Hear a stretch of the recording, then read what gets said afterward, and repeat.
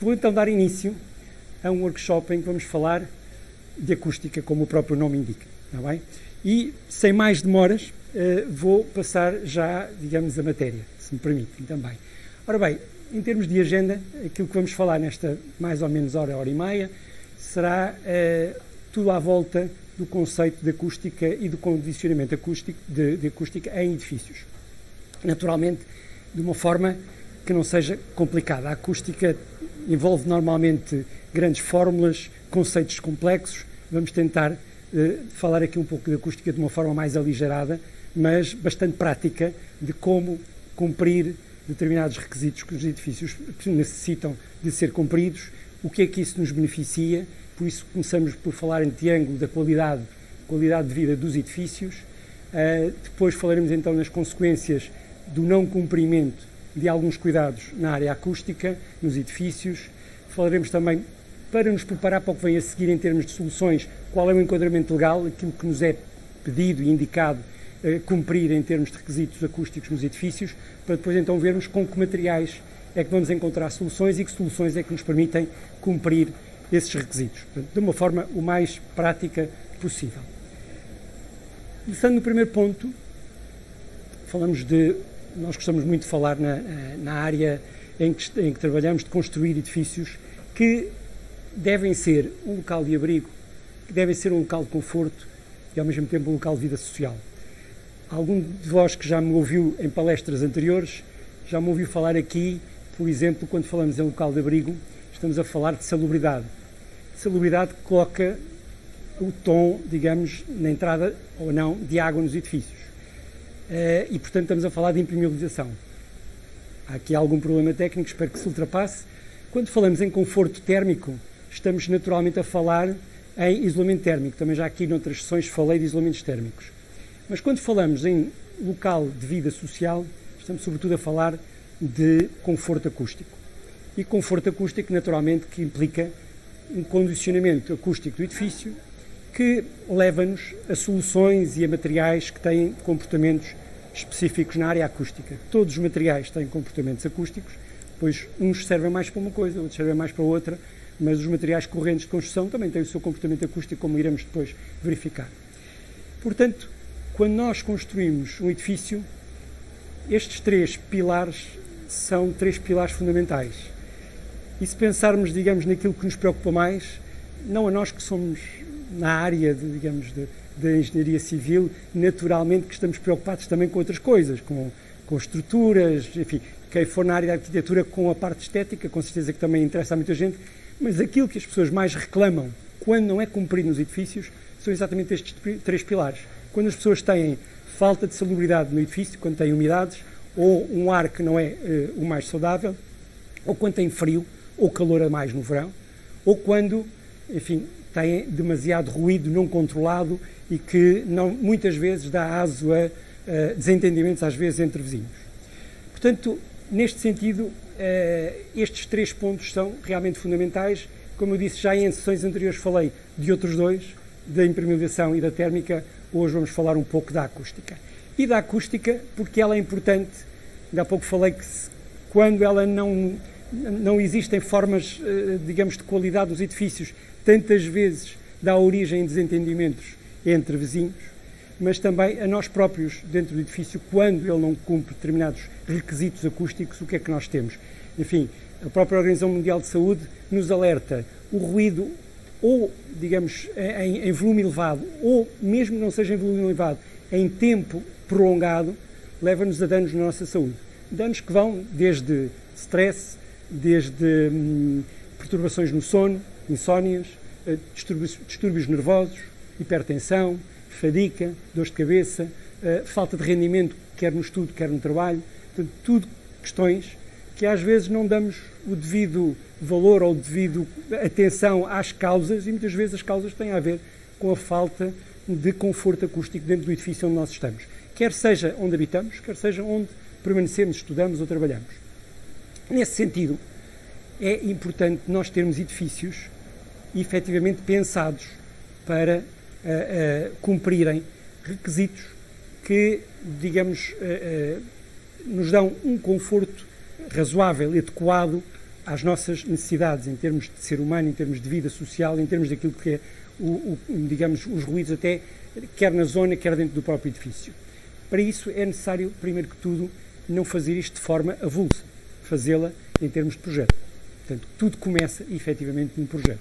E um projeto bem feito faz-nos perder muito menos tempo depois na construção e evita-nos muitos erros e problemas que depois são muito difíceis de resolver após a construção. É sempre melhor, digamos, projetar, testar em projeto, verificar soluções em projeto, rasgar folha quando é necessário. Como diz um colega meu, mais vale rasgar papel, e em projeto rasga-se papel e faz-se outra vez, não custa muito, custa muito mais partir parede depois de estar a construir. Portanto, é preferível projetar bem. E o projeto deve ser uma coisa dinâmica, naturalmente, que há um arquiteto que começa com desenho, vai levar naturalmente a definir sistemas, e esses sistemas vão levar à área da especialidade, inclusivamente a especialidade da acústica, que poderá depois chegar a conclusões que pode ser necessário fazer alterações até ao nível da arquitetura, para se conseguir obter determinados resultados. Em acústica às vezes acontece isso, e no fundo, nesta colaboração, e hoje cada vez mais o projeto é um exercício colaborativo entre as várias especialidades, chegamos a um resultado final que deve cumprir o objetivo e então passar então à execução. E na acústica a execução também é extremamente importante. Por isso é que é bom um projeto bem feito, que depois seja bem seguido em termos de construção, porque um sistema, digamos, construtivo, não é só na acústica, mas então na acústica toma dimensões enormes. Às vezes nós temos as camadas todas bem definidas, o sistema todo bem definido, e se na execução se falha num pormenor do sistema acústico, pode, digamos, pôr em causa todo o resultado final, porque as pontes acústicas são extraordinariamente importantes. Sendo assim, vamos passar um pouco antes de vermos materiais e soluções, o que é que os nossos regulamentos nos pedem. O que é que existe em termos normativos, em termos legais, sobre a acústica, quer onde vivemos, quer dentro do próprio edifício. Faz favor, à vontade, seja bem-vindo. Dito isto, nós temos desde 2007 uma coisa que se chama o Regulamento Geral do Ruído. Não vos vou maçar muito com questões de legislação, é apenas para vos enquadrar com aquilo que vos vou depois explicar a seguir, como é que nós, digamos, chegamos a soluções e o que é que elas estão a cumprir. Primeiro que tudo, temos efetivamente um Regulamento Geral do Ruído que, entre muitas outras coisas, naturalmente tem por objetivo a prevenção, o controle da poluição sonora, enfim, visa salvaguardar, digamos, a saúde humana e o bem-estar das populações, o que quer dizer que vai condicionar onde é que nós podemos fazer barulho, em que ruas ou em que zonas das cidades, por exemplo, é que podemos fazer mais barulho ou menos barulho, a que horas é que podemos fazer mais barulho ou menos barulho, a que dias da semana é que podemos ou não fazer determinado tipo de ruídos, e em função disso está estabelecido no próprio Regulamento Geral do Ruído que os municípios devem classificar as zonas urbanas exatamente como zonas, umas mais sensíveis, outras menos sensíveis. Aquelas que, portanto, mais sensíveis quer dizer que são zonas de mais habitação, onde se quer mais sossego, onde não deve haver ruído fora de determinadas horas, ou pelo menos mais cuidados, e zonas mistas, onde pode haver efetivamente as zonas comerciais, às vezes zonas semi-industriais, zonas de tráfego, por exemplo, em termos de vias de circulação de maior movimento, em que haverá com certeza mais ruído. Isto vai ter alguma influência depois nos edifícios, é que quando nós estamos a calcular um edifício, saber se ele está numa zona sensível ou numa zona mista tem alguma importância, porque se ele está numa zona mista vai ter mais ruído na rua, eu tenho que ter mais atenção, tenho que ser mais exigente com a minha envolvente exterior. Se está numa zona sensível, posso ser um bocadinho menos exigente na zona exterior. Para o interior, entre fogos, isto não tem, digamos, grande interferência. Enfim, se o vizinho faz mais barulho ou menos barulho, isso é tão importante se vivemos numa zona mista ou numa zona sensível. Agora, depois, para os edifícios, existe um outro regulamento diferente, que é o regulamento dos requisitos acústicos dos edifícios. E é este regulamento que vai definir quais são as características de condicionamento acústico que nós devemos ter nos edifícios e que envolve várias áreas da acústica. Desde logo, a parte da transmissão de sons aéreos de um fogo para o outro, aquilo que normalmente passa através das paredes ou dos pavimentos, mas em termos de ruídos aéreos, e que vai definir, digamos, índices de isolamento aos sons aéreos, dos vários elementos da construção, aqueles que estão confinantes com o vizinho do lado ou com a rua.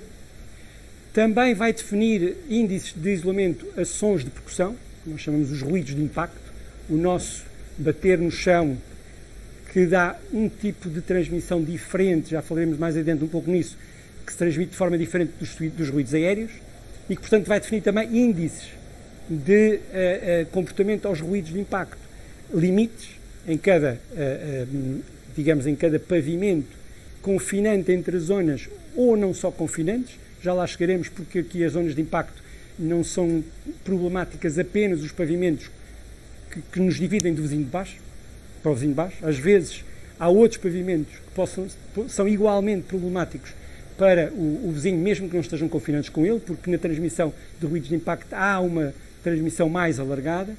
E depois há aqui mais algumas áreas como tempo de reverberação dos compartimentos, isto já tem um pouco a ver, por exemplo, com restaurantes, com salas de espetáculo, mas não só, mesmo dentro de um edifício de escritórios, tem a ver com o som ficar a fazer eco dentro de uma sala, fazer mais reverberação e, portanto, isso também nos incomoda, porque se eu estivesse aqui numa sala que estivesse a fazer eco, vocês estavam a ouvir o meu som que nunca mais acabava, a minha voz parecia mais amplificada, mas era mais cansativo. Portanto, aqui também há algum cálculo que deve ser feito para termos elementos absorventes que evitem essa propagação do som e, por último, também sons que provêm de alguns equipamentos e que também o regulamento nos vai, digamos, orientar para calcularmos que sons é que vêm, por exemplo, de equipamentos de ar-condicionado, de equipamentos de aparelhos mecânicos, até de condutas de água, e sobre isso falaremos mais à frente, de que ruídos é que também vêm, digamos, de equipamentos que nós devemos de alguma forma controlar. Por último, em termos normativos, perceber, digamos, que o projeto de acústica é um projeto, por um lado, importante no licenciamento da obra, ou seja, para a obra começar, para ter licenciamento de obra, a par com muitas outras especialidades, a acústica, isto, digamos, a portaria 113 de 2015, por sua vez, vai substituir uma já mais antiga, de 2008, vem definir, digamos, quais são as obrigações das várias áreas de especialidade de apresentar, digamos, nos municípios para licenciamento de obra e, portanto, a acústica, o projeto de condicionamento acústico é um dos projetos que é necessário apresentar para que a obra possa começar, para que tenha, digamos, aprovação de licenciamento, mas a acústica tem uma outra área que é importantíssima e que nos deve levar a olhar para a acústica com muito respeito e com muito cuidado. É que é muito fácil verificá-la no fim. Às vezes há outras especialidades que não é tão fácil verificar.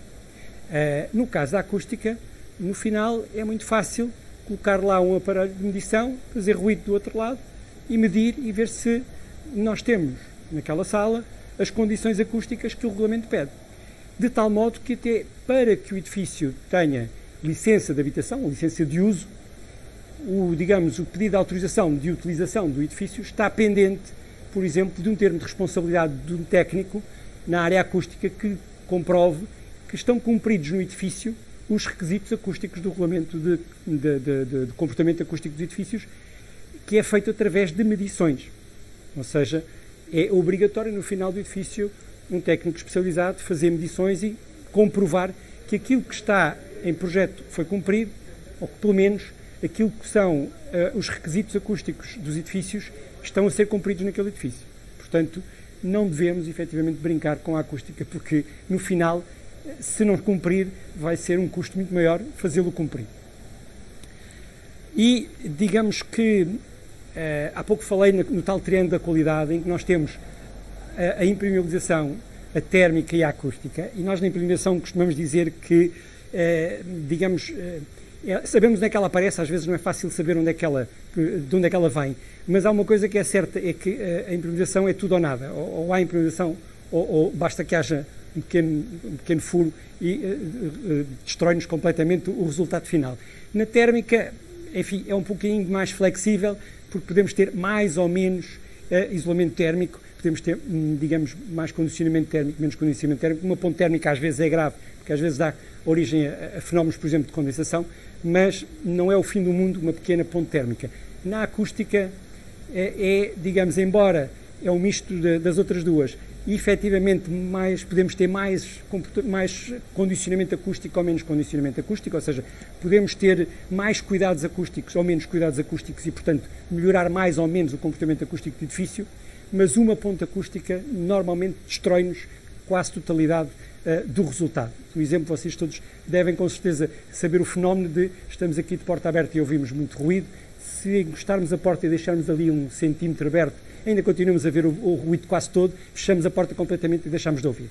Ou seja, aquele centímetro ali para fechar a porta é o tal ponte acústica que nos dá a ideia que um erro pequeno no processo todo de isolamento de uma parede ou de um pavimento em que há ali uma ponte acústica pode-nos destruir o resultado do isolamento daquele pormenor todo. Portanto, daí o cuidado que nós devemos ter quando fazemos projetos de acústica e depois quando fazemos a execução desses mesmos projetos.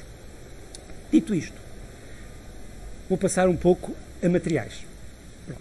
Que materiais, ou melhor dizendo, eu iria passar soluções. Bom, enfim, temos requisitos, já vamos ver um bocadinho mais em detalhe que requisitos são esses, mas vou atropelar aqui um bocadinho o tema e dizer, bom, que materiais é que normalmente eu tenho à disposição para fazer sistemas que se comportam melhor em termos acústicos? Naturalmente, enfim, no desespero tenho 2 almofadas ou então os dedos no ouvido. Pronto, é evidente. Mas, brincadeiras à parte, há algo que nós mais ou menos, até se calhar empiricamente, já todos temos um pouco a noção. Uma parede pesada deixa passar menos ruído que uma parede mais fininha, mais levezinha. Isto é mais ou menos verdade. Enfim, tem a ver com uma das leis principais da acústica, a lei das massas. A acústica de ruído, a passagem de ruídos aéreos é inversamente proporcional à massa, ou seja, mais massa, menos passagem de ruído, e efetivamente isto é um exemplo, eu tirei por exemplo de um documento de uns técnicos de acústica da Universidade de São Paulo, em que uma parede, não tem que ser necessariamente uma parede nossa, mas é uma parede de alvenaria com, por exemplo, 120 kg por metro quadrado, com 180 milímetros de espessura, consegue ter um comportamento de acústico de 38 decibéis, uma resistência à passagem de ruído de 38 decibéis.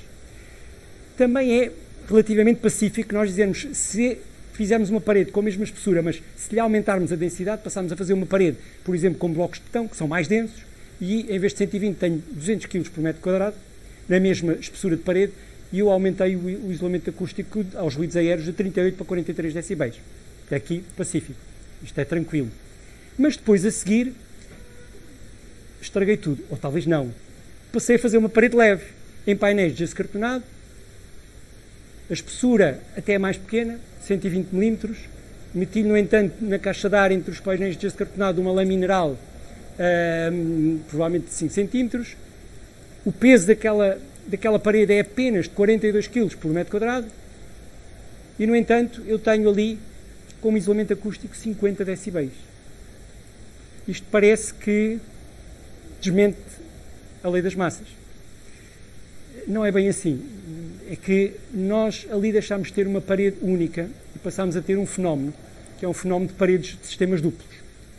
Passámos a ter uma parede, dois elementos que no meio tem uma caixa de ar e que ainda por cima tem lá um elemento absorvente.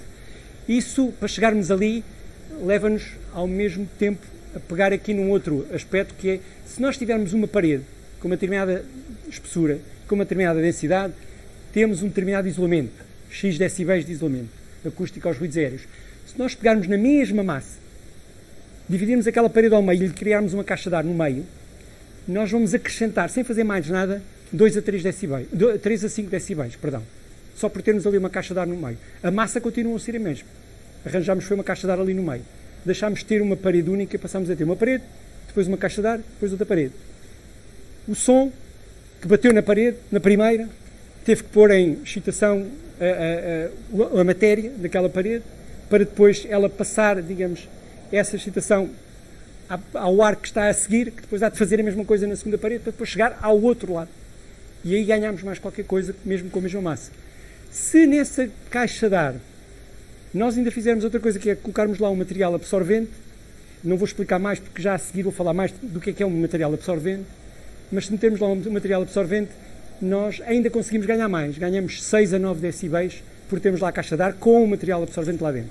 Só destapando um bocadinho do véu é que nesta caixa de ar aqui, se eu não tiver lá mais nada, o som naturalmente passa desta parede para a caixa de ar, mas entretanto vai passar, bater na outra parede e há uma coisa que se chama refletância.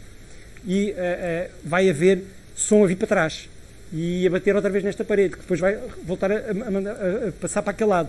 E o som vai andar ali a fazer alguma reverberação e que só por isso também não aumentamos muito mais aqui a resistência acústica, mas aquele elemento absorvente vai diminuir esse ping-pong do som ali de uma face da parede para a outra face da parede e, portanto, diminuir, digamos, se quisermos, entre aspas, de uma forma mais ou menos grosseira, o eco dentro daquela caixa de ar e temos mais isolamento acústico.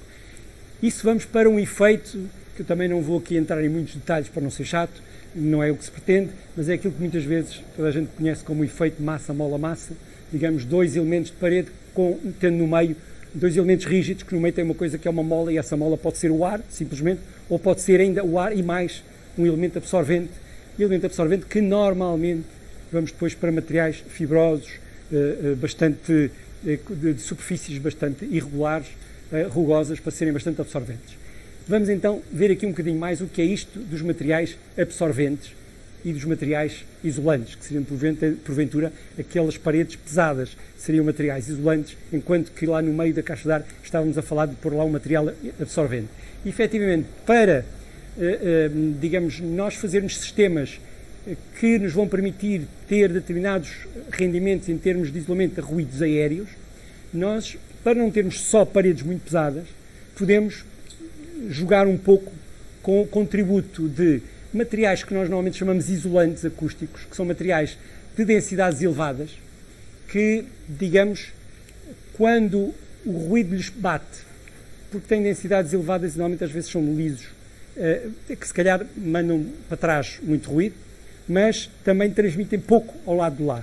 Digamos que o ruído é uma energia, digamos, uma onda que nós excitamos ao produzirmos um som, estamos a excitar o ar, e a criar pressões diferentes no ar, que vai naturalmente transmitir essa energia a uma superfície. Parte dessa energia pode entrar dentro desse material, pode passar para esse material, uma parte será refletida. Normalmente os isolantes refletem muito e deixam passar pouco, são normalmente pesados. Há sempre alguma parte que se perde ali pelo meio, que nós podemos chamar, digamos, da energia que é dissipada. E há uma parte que é transmitida. Os isolantes, sobretudo, transmitem pouco, mas também refletem muito. E, portanto, são muito maus em termos de ressonância.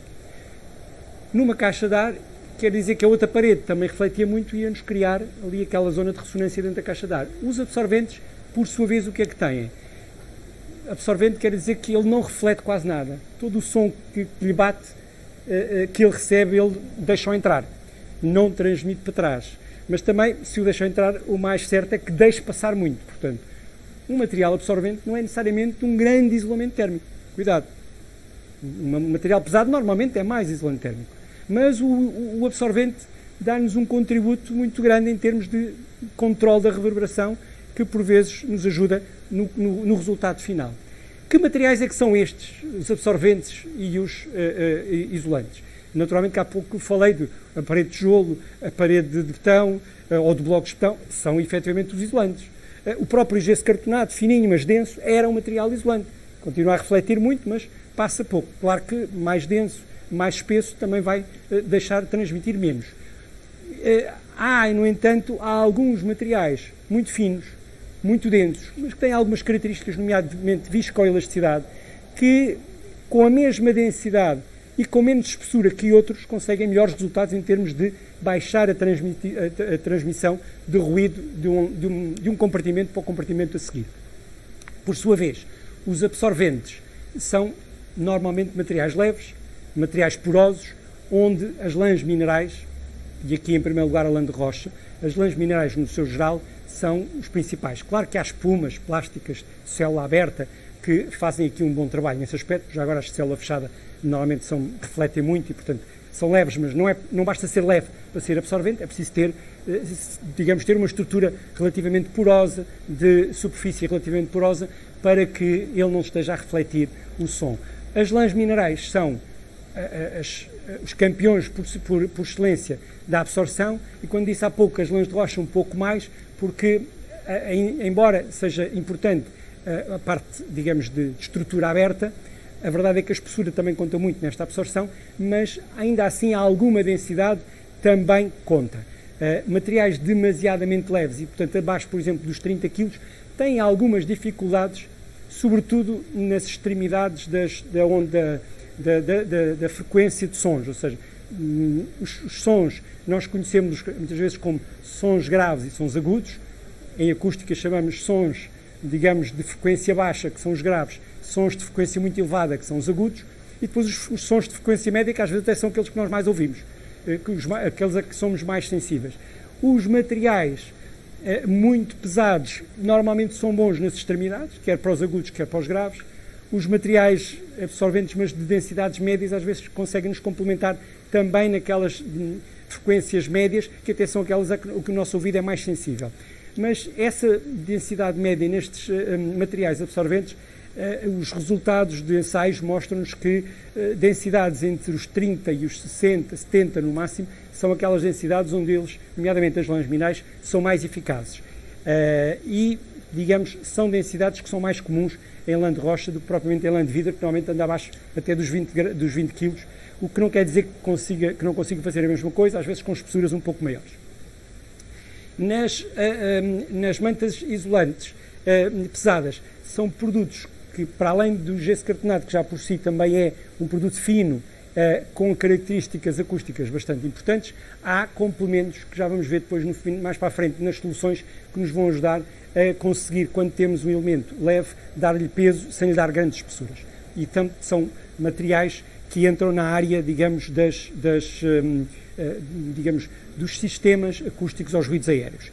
Para terem uma ideia do que é que estamos a falar, eu não vos vou passar as lãs, porque, apesar das lãs de rocha não fazerem tanta confusão às mãos como as lãs de vidro, mas ainda assim eu não vos quero aí daqui a bocadinho a terem comichão nas mãos, mas isto é uma lã de rocha, por exemplo, em que esta, por exemplo, tem 40 kg e eu consigo apertá-la com alguma facilidade, esta tem 70, eu já tenho mais dificuldade em apertá-la, mas ambas têm uma estrutura bastante aberta e que serão excelentes, quer uma quer outra, como elemento absorvente. Haverá aqui uma que estas estão descobertas e esta está revestida. Se eu tivesse esta revestida, por exemplo, com elementos que muitas vezes são usadas quando utilizamos isto para isolamento térmico, com barreiras ao vapor, folhas de alumínio, papel craft, nós estávamos a destruir a parte absorvente. Quando nós utilizamos a lã de rocha para isolamento acústico, ela tem que estar nua. Ou então, e este é um caso específico, o que está aqui, embora liso, é um véu de fibra de vidro, que continua a ser completamente, digamos, trespassado por ondas sonoras. Isto serve sobretudo em condicionamentos de salas, ou para ficar à vista, ou para ficar atrás de elementos perfurados e, digamos, esteticamente ficar bem. Elementos como estes, pois existem imensos, digamos, às vezes tecidos, mais uma vez estruturas abertas, para esconder uma lã mineral que esteja lá por trás. Na parte das mantas pesadas, este é um exemplo, este produto que está aqui, Império Acústico 4, é uma manta, parece uma membrana bituminosa, mas é uma membrana bituminosa com características especiais de peso e de elasticidade. É um produto mais ou menos viscoelástico, que foi enriquecido com polímeros e elastómeros e ao mesmo tempo com cargas minerais, para a sua espessura, que esta tem 4 mm, ter um peso muito maior do que aquilo que seria normal num produto deste género, que neste caso tem 6,5 kg por metro quadrado. Continuando, estes são materiais que nós utilizamos muito em sistemas que pretendemos que cumpram requisitos acústicos a ruídos aéreos. Mas, se nós quisermos ter sistemas para cumprir requisitos acústicos a ruídos de impacto, como é que nós os devemos, que tipo de materiais é que nós devemos utilizar? Materiais dos mesmos género? Ora bem, só para enquadrar um pouco, os sons aéreos, aqui temos, por exemplo, no edifício, uma sala, e se eu quiser isolar as outras salas do som que é feito naquela sala, ou se quiser eu tenho aqui um apartamento e quero isolar os outros apartamentos em relação ao ruído que é feito naquele apartamento, em termos de ruídos aéreos, o que é que eu tenho de preocupar? Com a envolvente daquele apartamento, basicamente. E, portanto, eu estou a colocar isolamento nas paredes, no teto, nos pavimentos daquele apartamento e assim evito que aquele som aéreo daquele apartamento passe para o apartamento do lado. Às vezes pode haver aqui alguma transmissão marginal, digamos, limite. Aqui eu tenho uma laje que transmite marginalmente ruído a esta laje e, portanto, pode ir para aquele compartimento que não tinha ali ligação com aquele do meio. Enfim, mas está lá muito perto. Portanto, os ruídos aéreos são tratados na envolvente. Tanto de um lado como do outro. Eu posso tratá-lo no meio da parede, posso tratá-lo, se estiver em reabilitação, tratar as minhas paredes do meu lado, que estou a isolar o ruído que vem do meu vizinho também. Mas em termos de sons de percussão, e agora vamos aqui ao mesmo compartimento, e neste chão, e falamos do chão porque é onde é mais sensível a questão dos ruídos de impacto. É evidente, se o vizinho resolver andar às marteladas na parede, faz a mesma coisa, faz um ruído de impacto, mas esse é tratado de outra forma, não se parte do princípio que os vizinhos andam a martelar nas paredes todos os dias, a não ser nos dias em que fazem obras.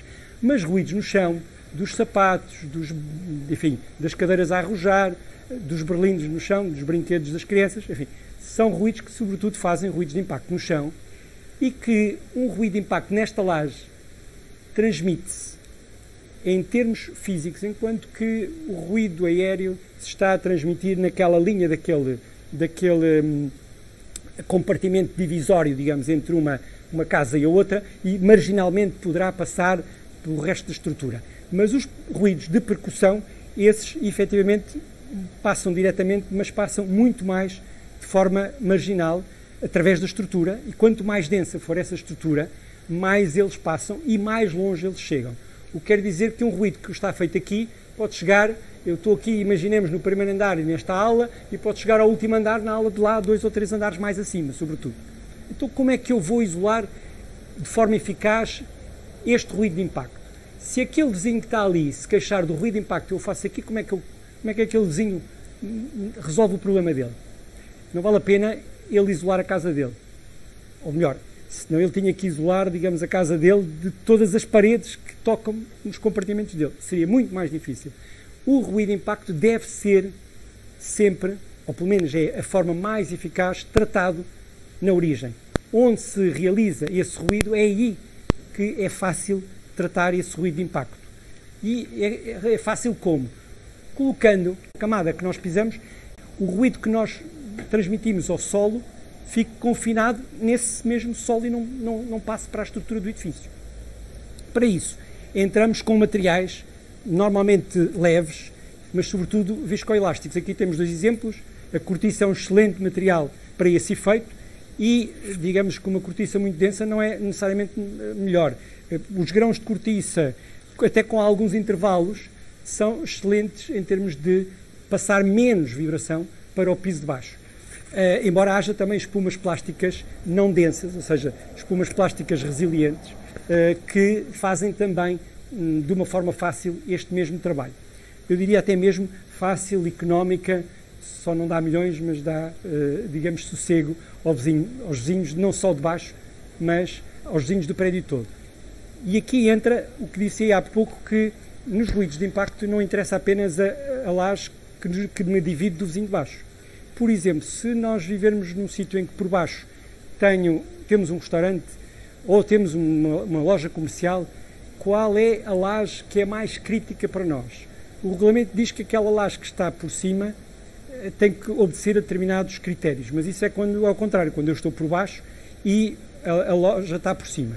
São situações que nós não devemos evitar, porque realmente aí levamos com o som de percussão diretamente da loja para nós.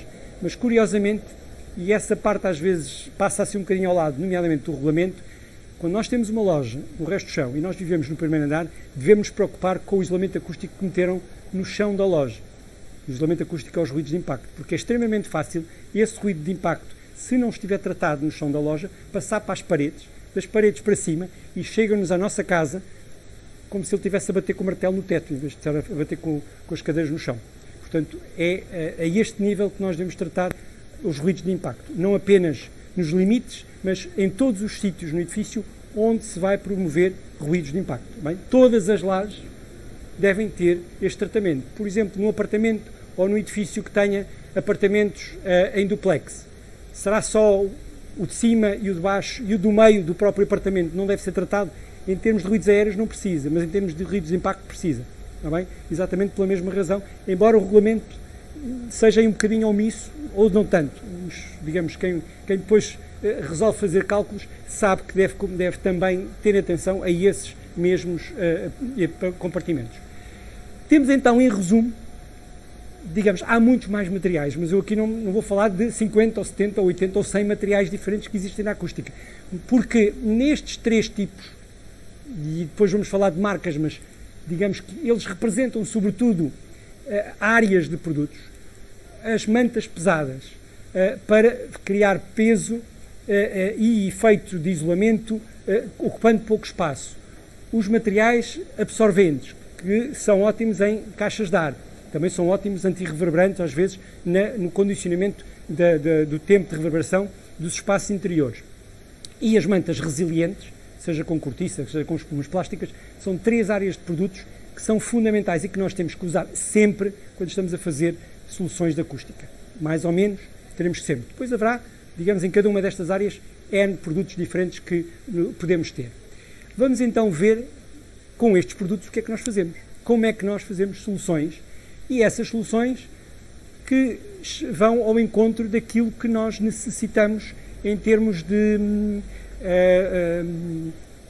cumprir o regulamento, mas, digamos, cumprir o regulamento é termos um edifício com as condições de conforto acústico que a nossa necessidade humana e de conforto humano necessita. Ora bem, como eu disse no início, não vou ser muito chato em termos de regulamento, mas só para termos um pequeno enquadramento, o regulamento, a nível dos ruídos aéreos, de sons aéreos, perdão, coloca-nos alguns valores. Valores que aqui aparecem com o índice D2MNT para o isolamento das paredes envolventes, em que, digamos, aquilo é o nível de ruído que depois do edifício estar feito eu quero obter como máximo, medindo um som que esteja a 2 metros da parede, mas nas zonas interiores, ou seja, nas paredes que me dividem do vizinho do lado ou das zonas comuns do edifício, nomeadamente escadas e elevadores, também qual é, digamos, o comportamento acústico que essas paredes, o mínimo comportamento acústico que essas paredes devem ter. E vocês veem aqui que, curiosamente, somos mais exigentes com os ruídos, com os vizinhos do lado, do que propriamente com os ruídos da rua.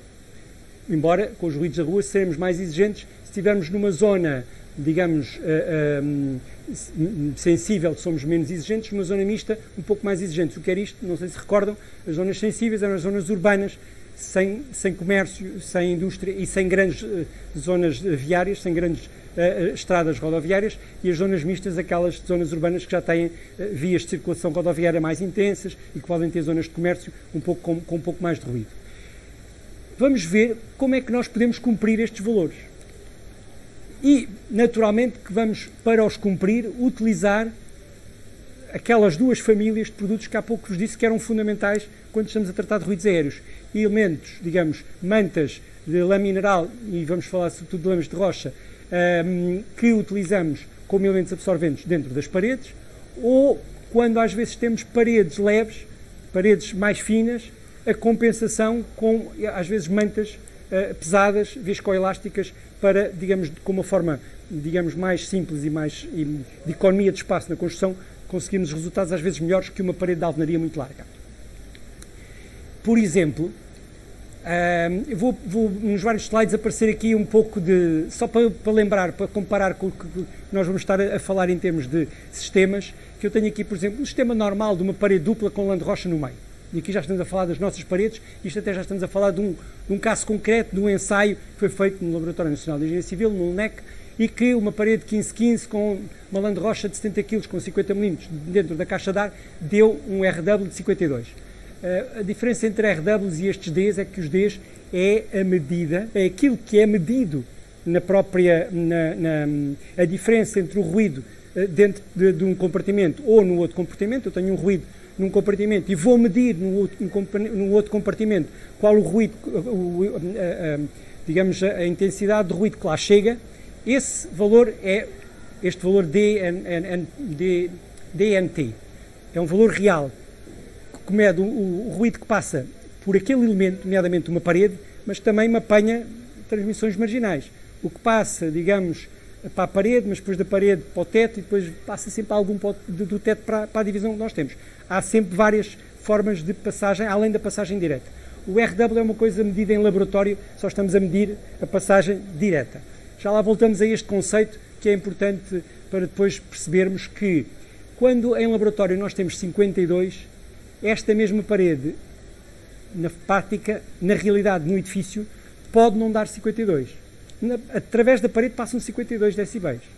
Mas, passam 52 não, ela tem uma resistência, a diferença entre o ruído de um lado e o ruído do outro são 52 decibéis. Portanto, ele oferece uma resistência à passagem do ruído de 52 decibéis. No entanto, no edifício passa mais um bocadinho por transmissões marginais e aquilo já não é só 52, é menos qualquer coisa. A mesma coisa acontece com uma parede, por exemplo, de um só tabique de tijolo e depois um gesso cartonado.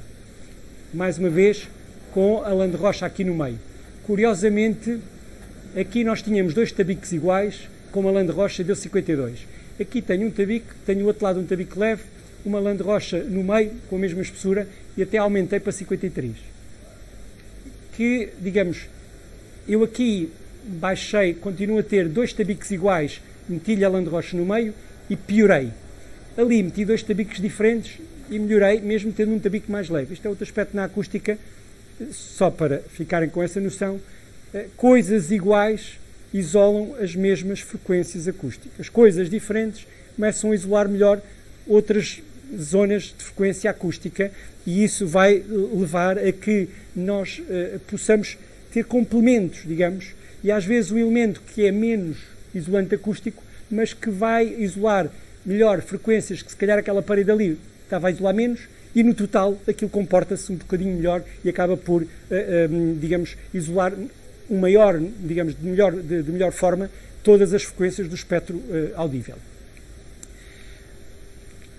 Agora, eu, como disse há pouco, qualquer uma destas soluções estava acima dos 50 decibéis e nós vemos ali que com 50 decibéis eu cumpro qualquer parede, quer nas paredes exteriores, quer entre um quarto de habitação e a zona comum escada, quer entre 2 quartos, aqui 2 quartos pressupõe-se de 2 fogos distintos, quer, por exemplo, dentro de uma zona de garagem, um quarto. Assim, praticamente isto servia para tudo.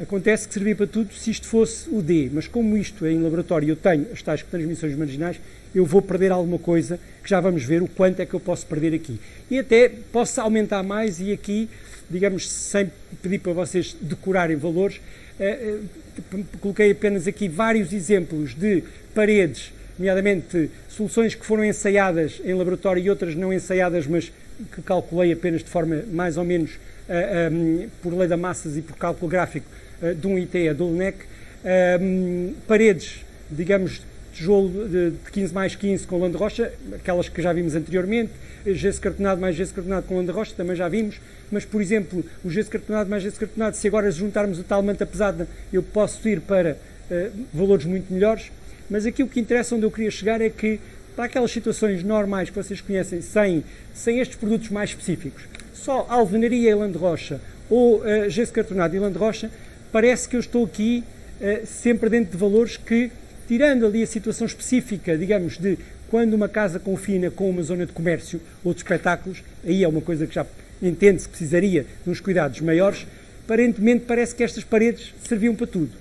Ora bem, se calhar vamos verificar que pode não ser bem assim. E pode não ser bem assim porquê? Porque, aquilo que já antecipei, estes valores RW que são medidos em laboratório, quando chegamos à prática e vamos medir in situ, quando vamos medir não os R's, mas os tais D's, NTs, vamos ter valores aos quais àquele R se somam transmissões marginais e, portanto, o efeito é um bocadinho mais abaixo. E também, digamos, isto já desde o ITE 8, que já tem, não sei, mais de 30 anos, isto era do professor Pedro Martins, já dá muitos anos, já está reformado também há alguns, mas, digamos, até com alguns complementos de um homem desta casa, o professor Albano Sousa, nós sabemos que nós, quando estamos em laboratório, temos aqui um som e vamos medi-lo do outro lado e numa câmara de laboratório acústico não há transmissões marginais, só estamos a medir o que passa naquele elemento que nós queremos medir. Na realidade, dentro do edifício, há uma transmissão por aqui, mas há uma transmissão que passa para a parede e depois para o teto e pelo teto passa para aqui há outra que naturalmente passa pelo chão, eu ainda podia fazer, há outra que passa para a divisão de cima e da divisão de cima passa para a divisão de baixo por ali. Há N transmissões marginais. O que acontece é que essas transmissões marginais são tanto mais influenciadoras do resultado, quanto mais eficaz é este elemento que está aqui. Porque assim, se este elemento daqui for muito mau, aquilo que passa por transmissões marginais já não é, digamos, crítico, porque já passa tanto que a gente já nem ouve o que passa por transmissões marginais. Agora, quando o elemento que nós calculamos é um elemento extraordinário, muito bom do ponto de vista acústico, de ruídos aéreos, então as transmissões marginais começam a ter mais peso, porque realmente passa tão pouco ruído dali na forma direta, que qualquer um que passe de forma marginal, nós conseguimos ouvi-lo. Daí que, por exemplo, quando eu tenho um elemento cuja resistência a ruídos aéreos anda na ordem até aos 35 decibéis, nós esquecemos as transmissões marginais. Não vale a pena andar a calculá-las, porque, digamos, elas são pouco audíveis, não alteram grande coisa no nosso compartimento. Mas se o elemento de isolante acústico já anda com valores entre os 35 e os 45 decibéis, atenção, que ou calculamos as transmissões marginais, que às vezes não são assim tão fáceis, ou consideramos de uma forma simplificada, pelo menos reduzir 3 decibéis à resistência aos ruídos aéreos que nós consideramos que aquele elemento tem.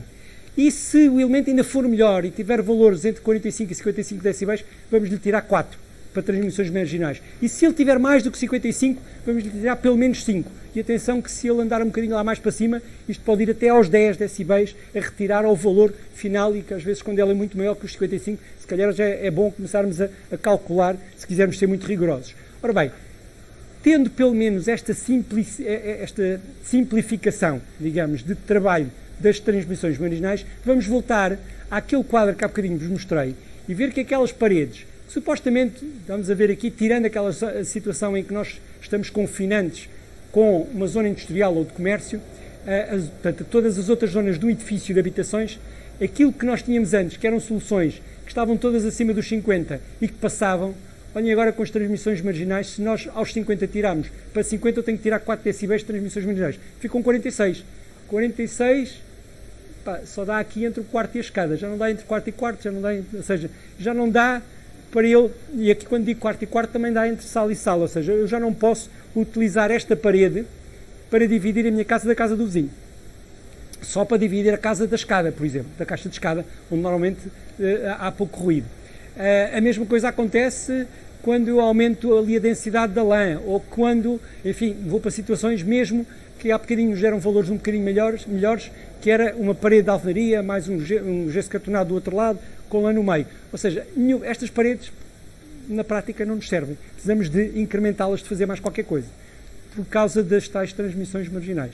É claro que há a possibilidade de nós diminuirmos um pouco estas transmissões marginais, nomeadamente a possibilidade de colocarmos elementos, por exemplo, elementos resilientes, porque a transmissão marginal é uma transmissão por via sólida, que transmite-se da parede para o piso de cima, pelo menos essas, de colocarmos às vezes elementos no topo das paredes, ou por baixo das paredes, e começarmos a arrancar com as paredes em cima, às vezes, de membranas, por exemplo, membranas viscoelásticas como esta, que, enfim, sempre fazem ali algum isolamento às transmissões marginais. É possível diminuir um pouco, mas aí tínhamos que calcular com rigor que essas transmissões marginais e, enfim, vamos nos esquecer sempre de alguma e provavelmente só no final, quando medirmos, é que temos a conta exata das transmissões marginais, ou então, por segurança, vamos considerar pelo menos estas, mesmo que a gente até trate algumas delas.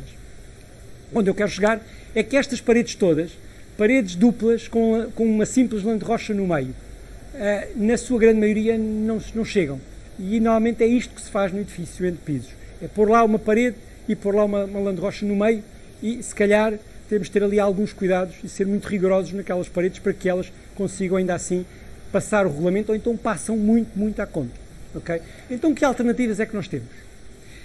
Claro que se eu tiver entre pisos, naturalmente que vou usar paredes às vezes de maior peso, Vou ter ali uma parede, ali eu tinha sempre paredes iguais de alvenaria, ou então alvenaria com gesso cartonado. Se eu colocar duas paredes de alvenaria diferentes, uma de um lado e outra do outro, de um lado tenho blocos de betão, do outro lado tenho tijolos, de um lado tenho um tijolo de 15, do outro lado tenho um tijolo de 11, vou melhorar um pouco edifícios de serviços.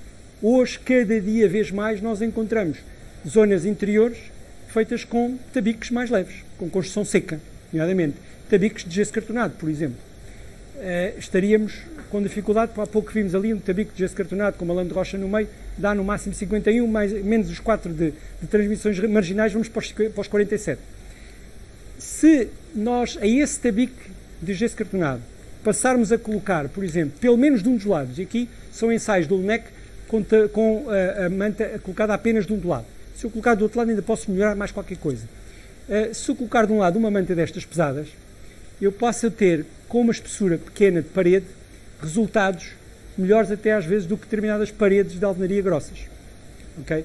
Isto é aquilo que, no fundo, se está a passar com muitos hospitais, muitos escritórios, muitos hotéis há muito tempo que fazem isso entre quartos, porque num hotel o quarto do lado é um fogo diferente, é tratado como se fosse uma outra casa diferente, e que, naturalmente, isto é digamos, um resultado, ou melhor, uma resposta ou uma solução para termos paredes mais finas, mas com as soluções de comportamento acústico que nós necessitamos ter para cumprir aquilo que são as nossas expectativas de comportamento acústico do edifício.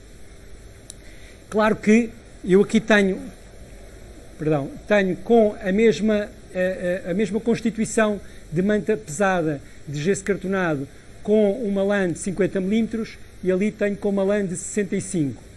Aquilo que há pouco vos dizia, porque é que falamos mais em lã de rocha do que lã de vidro. Lã de vidro também dá bons resultados, mas mesmo com um pouco mais de espessura, deu-me pior do que 65 mm, deu-me menos do que 50 mm de lã de rocha.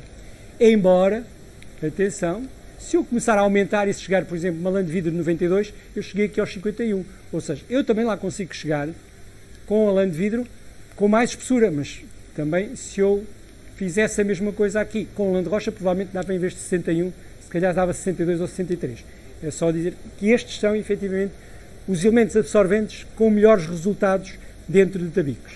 E, digamos que com isto dei-vos uma pequena lamiré de soluções que fogem àquilo que é o dia-a-dia da parede dupla com lã de rocha lá no meio, mas que conseguem resultados tão bons ou melhores, e vimos aqui até resultados melhores, com materiais que também já não são assim, digamos, tão anormais em construção. Cada vez mais na construção nós estamos a colocar este tipo de materiais. O que nós estamos a falar já agora aqui em termos de paredes. A parede, se nós a colocarmos na horizontal, tudo o que estamos a dizer em termos de efeito de parede também é verdade em termos de efeito de teto. Agora, o que acontece é que num teto, se eu tiver lá uma laje de betão de 14 ou 15 centímetros, eu já tenho, pela sua massa, uma resistência aos ruídos aéreos que já me satisfazem. Posso é não ter resistência aos ruídos de impacto que nós precisamos. Okay? Porque estes valores transportados para uma laje dão exatamente a mesma coisa aos ruídos aéreos. O ruído transmite-se em todas as direções e é igual na horizontal ou na vertical. Mas, quando nós falamos de ruídos de impacto, já agora um primeiro conceito, não sei se isto é familiar para vocês, ou para quem está, digamos, a ver-nos através da internet, se é familiar, que quando falamos aqui de índices de ruídos de impacto, o que nós estamos a medir não é a diferença entre o som no compartimento de origem e o som no compartimento de recepção. Isso era nos ruídos aéreos. Nos ruídos de impacto, o regulamento manda-nos fazer uma medição diferente. Temos um piso, temos um equipamento padronizado com os martelinhos que nos emite um som padronizado no piso, na parte superior do piso, e depois vamos medir esse som na parte inferior. E esse som na parte inferior, posso-vos dizer que para uma laje típica de betão de 14 cm, que é uma laje padronizada, que é utilizada depois para muitos ensaios, medimos com esse tal equipamento sons, um nível sonoro na ordem dos 80 decibéis. Muito ruído, para termos uma ideia. É mesmo muito ruído. Aquilo que o regulamento nos diz é que entre fogos de habitação nós temos de ter um comportamento no piso, ruídos de impacto, que quando vamos medir o som dos ruídos de impacto no piso inferior, não pode ser superior a 60 decibéis. E se porventura nós tivermos por cima da nossa casa um comércio ou uma indústria, então o tal equipamento não pode, no piso de baixo, dar mais do que 50 decibéis, exatamente porque lá em cima vai-se fazer mais ruído do que se calhar se for uma casa particular. Okay? Então vamos ver como é que nós cumprimos estes valores. Como disse há pouco, o ideal era tratar as coisas na origem, no piso. Mas já agora, só uma parte, quando nós temos uma casa já feita e estamos-nos a queixar, isto acontece-nos todos os dias há proprietários que nos ligam e dizem: epá, eu tenho ouço imenso barulho do arrojar das cadeiras do vizinho de cima, e depois o vizinho de cima tem um gato e às 3 da manhã anda a brincar com um berlim de vidro e faz-me barulho no piso. Como é que eu resolvo isto? A nossa primeira... E ele diz: eu não posso pôr aqui um teto falso e resolver isto. Eu digo: poder pode, mas eu aconselhava a convencer o vizinho, nem que você pague metade das obras, a fazer obras na casa do vizinho. Porque os ruídos de impacto são eficazes é fazer na casa onde se faz a origem do ruído e não no destino. Embora, às vezes, não há outra maneira, porque às vezes não conseguimos convencer o vizinho a fazer obras, às vezes não é só uma questão do dinheiro, é uma questão do incómodo de fazer obras na casa de cada um, e às vezes vamos fazer um teto falso. Este foi um ensaio que fizemos só para termos uma ideia de aquilo que se faz mais. Um gesso cartonado, uma lã de rocha lá em cima e já está. Pronto. Seria a solução mais típica. Isto resolveu o problema? Resolveu um bocadinho. Porque, enfim, vamos por hipótese que ele até estava com valores de 80 decibéis, com esta solução depois foi medir e deu valores de 61 decibéis. É muito bom, foi uma redução de 19 decibéis.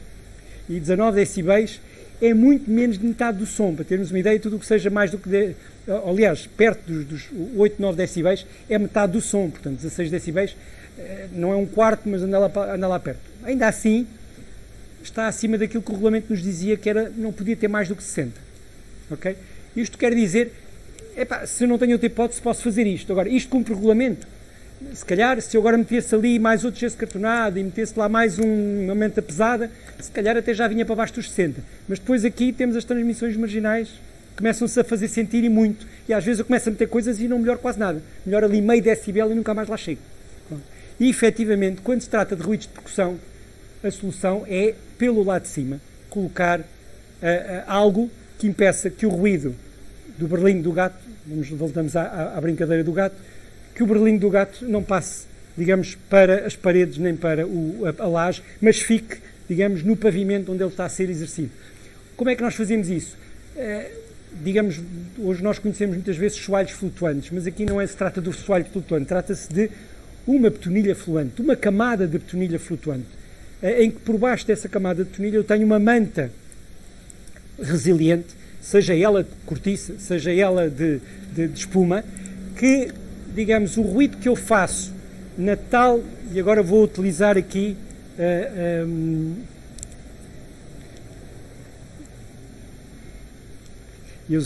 usar aqui, bom, vou tentar explicar, fazendo de conta que isto é a nossa,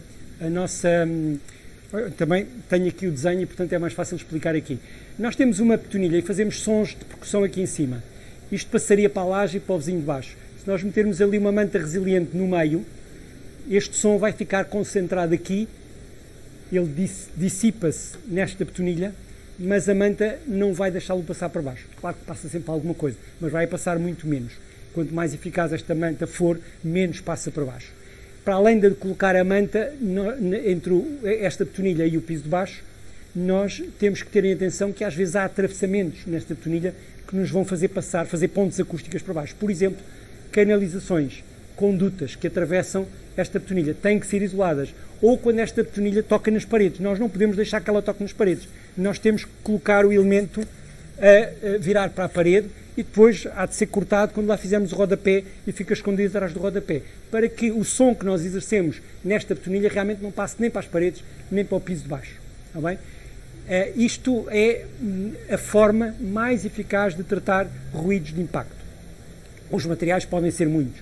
Eu posso lá colocar uma lã de rocha, tem que ser de alta densidade, ok? Porque senão eu começo a ter deformações e começo a ter problemas de fissuração naquela betonilha. Para além de que, eventualmente, para conseguir resultados bons, tenho aqui espessuras muito grandes. Mas tenho hoje em dia materiais muito finos, que nos permitem ter betonilhas ali de 4, 5 centímetros, que normalmente são aquilo que nós já temos para fazer enchimentos e regularização dos pisos e que nos vai dar resultados efetivos, satisfatórios em relação àquilo que o regulamento nos pede.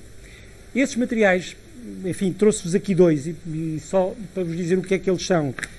Este azul é aquele Imper Impact, que é uma manta de poliolefina reticulada, que pode ter 5 ou 10 milímetros e vai ter resultados diferentes de atenuação. Se tiver 5, se tiver 10 vai ter mais do que 5.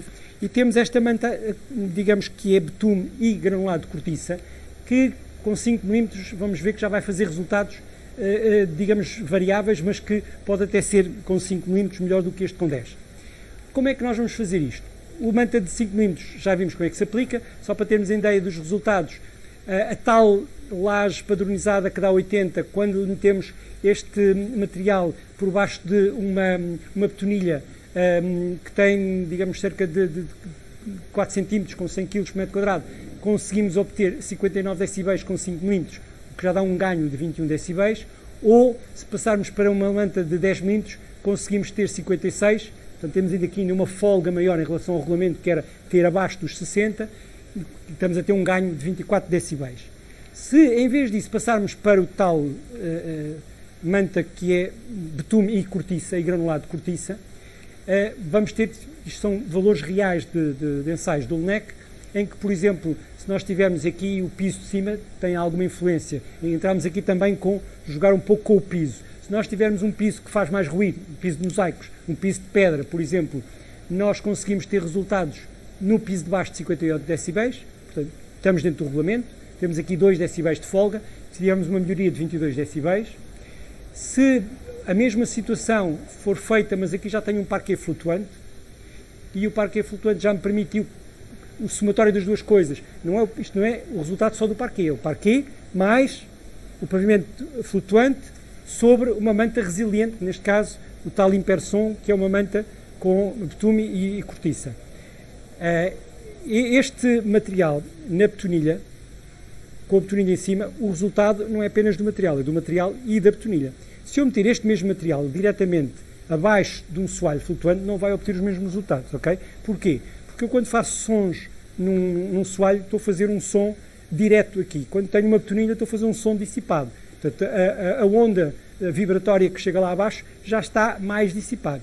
E, de certa forma, ela, digamos, toda a energia estaria lá, só que de uma forma mais dissipada, o que permite à manta resistir muito melhor do que se ela estiver logo abaixo do parquet flutuante. Aquela mantinha que nós temos, que vocês devem conhecer às vezes em parquets flutuantes, não está lá na prática para fazer ruídos de isolamento aos ruídos de impacto. Ele ajuda, está lá por outras questões de nivelamento do próprio piso e de comportamento do próprio piso. Há hoje em dia alguns pisos destes que já não têm sequer aquela mantinha, têm outras coisas, digamos, mais finas, e portanto é sempre importante termos lá a manta por baixo da tal camada de betonilha flutuante.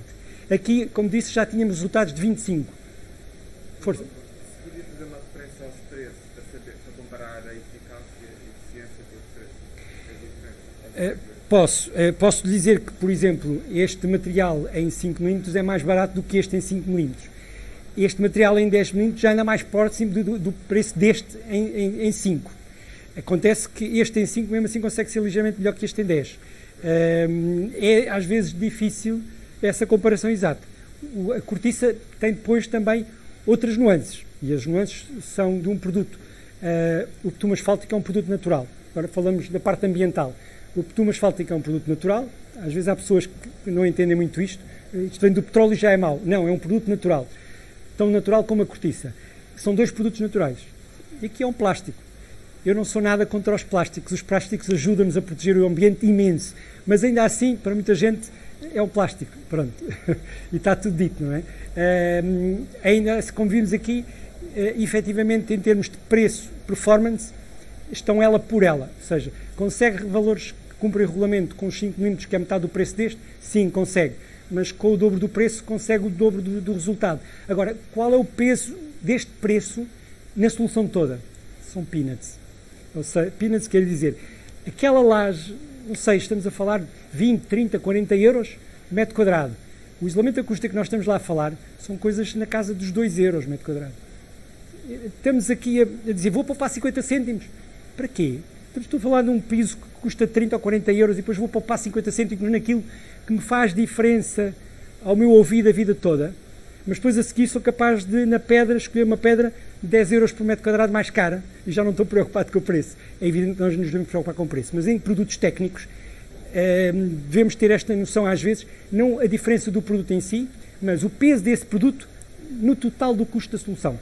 Estes produtos, às vezes há produtos de acústica que são caros, atenção, estes produtos que estamos a falar são produtos que têm um peso quase irrisório na solução toda, mas fazem uma diferença enorme em termos de resultado aos ruídos de impacto. Está bem? Mais ainda, se nós tivermos lá uma alcatifa, claro que o som vai ser, o resultado deu 53, ou seja, tenho um ganho de 27 à custa da cortiça. É claro que à custa da cortiça não, perdão, à custa da alcatifa. A alcatifa também deu resultado. Aliás, se eu tivesse só a alcatifa, e se a alcatifa for muito boa, se calhar cumpro o regulamento. Agora, será que eu como projetista, numa casa particular, devo contar com o resultado de uma alcatifa? Quanto tempo é que aquela alcatifa lá está? Se aquilo for um hotel, devo. Porque, enfim, cada vez que o hotel fizer remodelações, vai ter que calcular outra vez o que é que está a fazer. E alguém se vai preocupar, cada vez que faço uma remodelação no hotel, qual é o resultado, o impacto acústico da remodelação que eu fiz. Mas num apartamento indiferenciado, de uma pessoa qualquer, de um particular, hoje tem lá alcatifa, amanhã não tem. E quando ele não tiver lá alcatifa, acham que ele percebe alguma coisa da acústica e vai perguntar a alguém qual é o impacto daquilo que eu fiz, ainda por cima ele não sofre nada com isso, quem vai sofrer é o vizinho de baixo. Ok? Portanto, numa casa particular, mesmo que lá esteja alcatifa, é verdade que cada vez se usa menos alcatifa em casas particulares, mas mesmo que lá esteja alcatifa, esqueçam a alcatifa. Pensem naquilo que seria o resultado sem alcatifa, ou com parquet ou com estacos. Ok? E precisamos de ter lá um material resiliente por baixo. Ok? Pronto.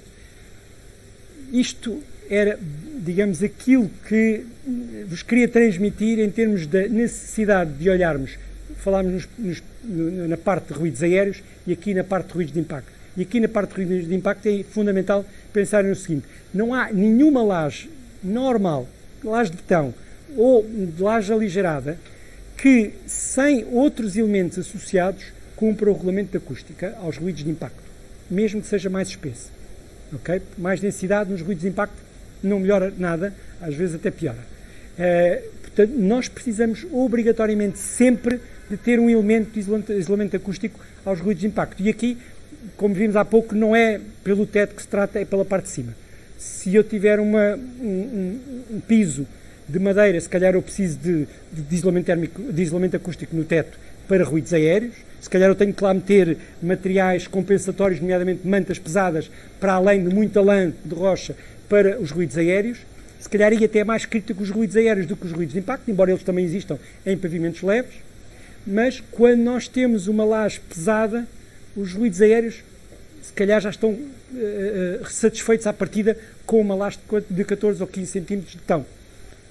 Mas os ruídos de impacto é que não estão, e esses são, sem dúvida, estas são as soluções mais económicas, porque as outras, produtos até mais evoluídos, às vezes para resultados muito mais importantes. Eu não falei aqui das tais situações, eu por cima da minha casa tenho uma casa de espetáculos, tenho uma discoteca por cima do meu quarto, também se resolve, naturalmente, com soluções mais caras.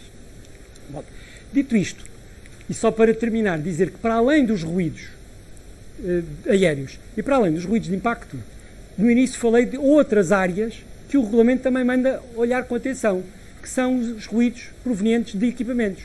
E nesses equipamentos o regulamento manda olhar para zonas como sistemas centralizados de ventilação, automatismos de portas ou de portões de garagem, às vezes, os grupos hidropressores, postos de transformação de corrente elétrica, que são aqueles zumbidos dos transformadores, e também, e importante, instalações de escoamento de água, ou seja, os típicos prumadas de águas pluviais da cobertura ou os tubos de águas negras de maior dimensão, de maior diâmetro, que fazem maior ruído dentro do prédio.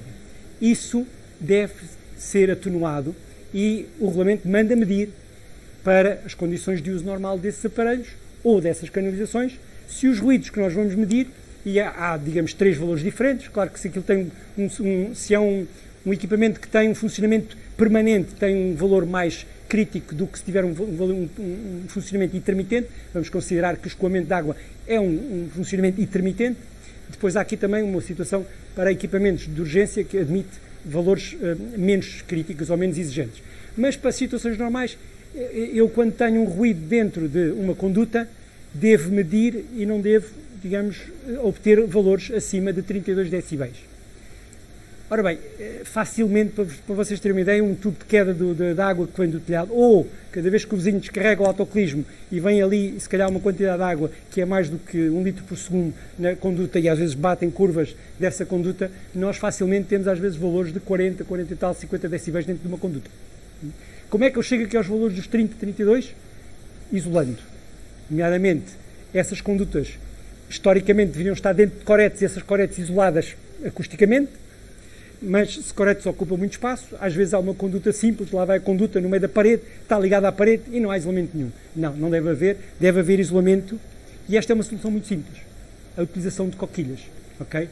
A utilização de coquilhas, de lã de rocha, por exemplo, mais uma vez, há outros materiais para fazer isto, até há materiais em chapa que se dobram, que são autocolantes, que se põem ali, complicados, em obras às vezes mais ou menos sujas, mas para situações mais críticas pode haver tratamentos também mais rigorosos.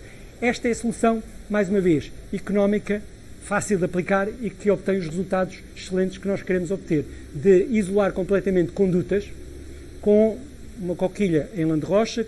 Isto é feito com lãs, nomeadamente 70 kg por metro cúbico, com paredes que podem ter 3, 4, 5 cm de parede e depois com diâmetros, os diâmetros todos que nós temos de condutas. É claro que aquilo que nós temos mais nas nossas casas são diâmetros de 90, 100, 110 e, portanto, são aqueles mais habituais, mas às vezes podemos ter outro tipo de condutas e a mesma coisa pode acontecer no tipo de condutas e termos a mesma, o isolamento acústico dessas condutas. Está bem?